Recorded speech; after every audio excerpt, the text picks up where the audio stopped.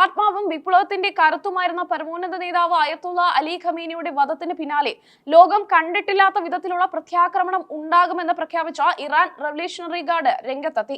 അമേരിക്കയുടെയും ഇസ്രായേലിന്റെയും സംയുക്ത നീക്കത്തിൽ തങ്ങളുടെ പ്രിയ നേതാവ് കൊല്ലപ്പെട്ടത് ഇറാന്റെ ചരിത്രത്തിലെ ഏറ്റവും വലിയ ആഘാതമായി മാറിയിരിക്കുകയാണ്. ഇതിന് പകരം ചോദിക്കാതെ അടങ്ങില്ലെന്നാണ് സൈന്യത്തിന്റെ കർശന നിലപാട്. ശനിയാഴ്ച പുലർച്ചെ ഇറാന്റെ ഭരണസ്ഥിരാ കേന്ദ്രങ്ങളെ നടുക്കിയ മിസൈൽ ഡ്രോൺ ആക്രമണത്തിലാണ് ഖമീനി കൊല്ലപ്പെട്ടത്. ഈ വാർത്ത ഇറാൻ ഔദ്യോഗികമായി സ്ഥിരീകരിച്ചതിന് പിന്നാലെ IRGC പുറത്തിറക്കിയ പ്രസ്താവനയിൽ ആക്രമികളെ മനുഷ്യരാശി കണ്ട ഏറ്റവും ക്രൂരമായ ഭീകരർ എന്നാണ് വിശേഷിപ്പിച്ചത്. ഖമീനിയുടെ രക്തസാക്ഷിത്വം വിപ്ലവത്തിനുള്ള ഇന്ധനമായി മാറുമെന്നും അവർ മുന്നറിയിപ്പ് നൽകി.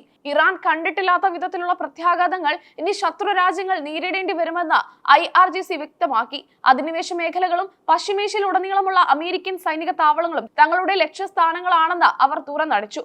ഉടനടി തിരിച്ചടി ഉണ്ടാകുമെന്ന സൂചന നൽകിയതോടെ മേഖലയിലെ US ഇസ്രായേൽ താവളങ്ങൾ കനത്ത ജാഗ്രതയിലാണ്.